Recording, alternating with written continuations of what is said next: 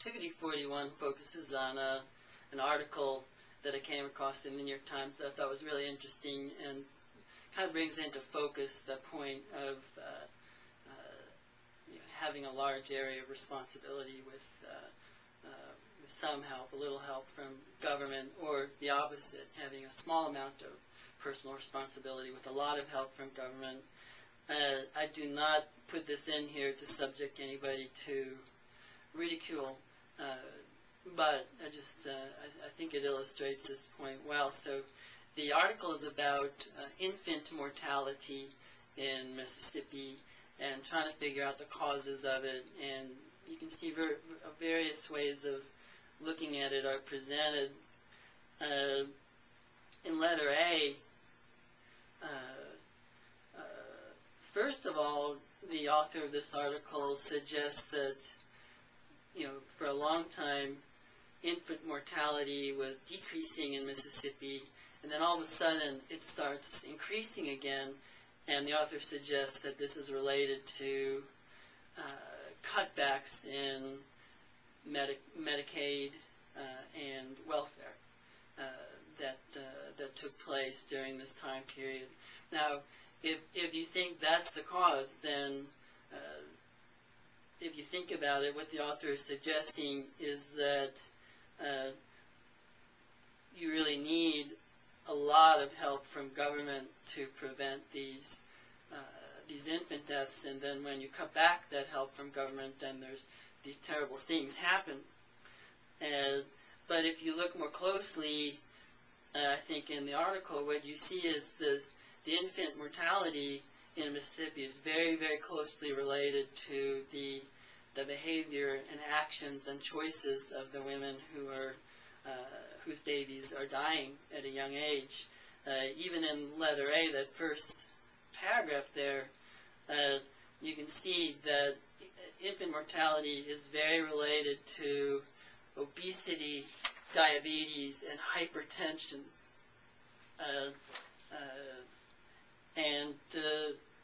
I think it's interesting that the author chooses the word epidemic. That kind of implies that there's something contagious about obesity, but really obesity is something that is very much related to choices that people make, and you'll see that in the other parts of this activity.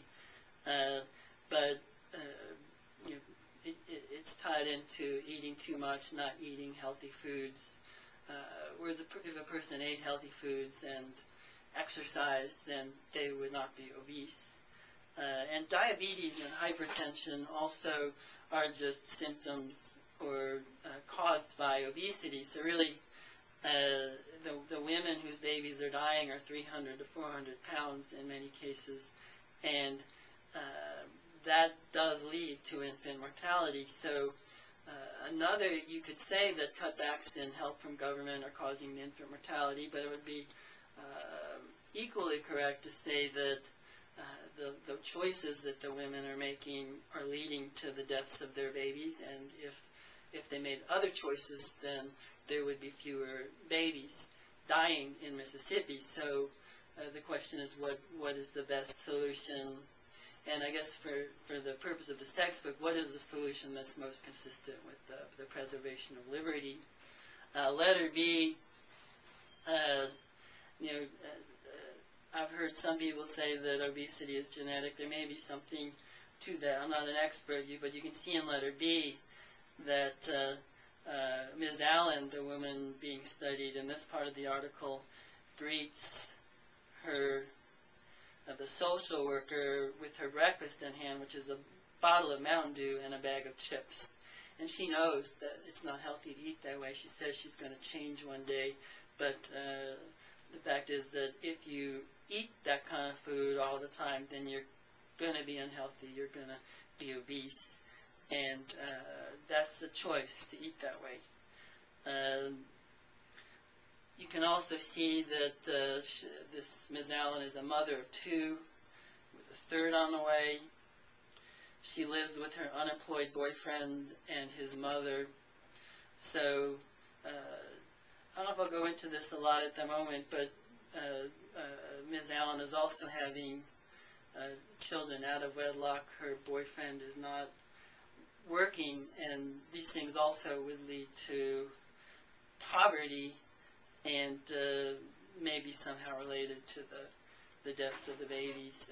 Letter C also talks about parental smoking as leading to infant mortality. This also is a choice that people make, and of course once you get addicted to cigarettes it is hard to break away, but still there is a choice that is made to continue living in a way. And so the question is, are we going to tie these deaths into a failure of government to respond, or are we going to tie it into the choices that people are making?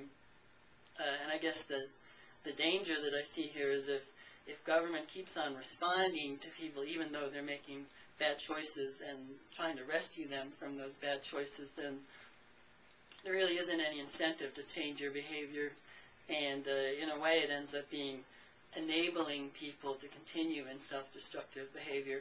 And not just self-destructive behavior, you can see that this self-destructive behavior also is leading to the deaths of other people, namely the children involved. And the letter D is just more of the same, not working, etc., having children at a very young age,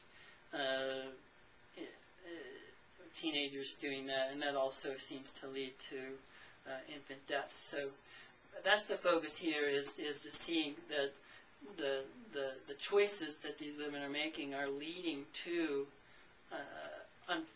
undesirable consequences, namely the death of their children.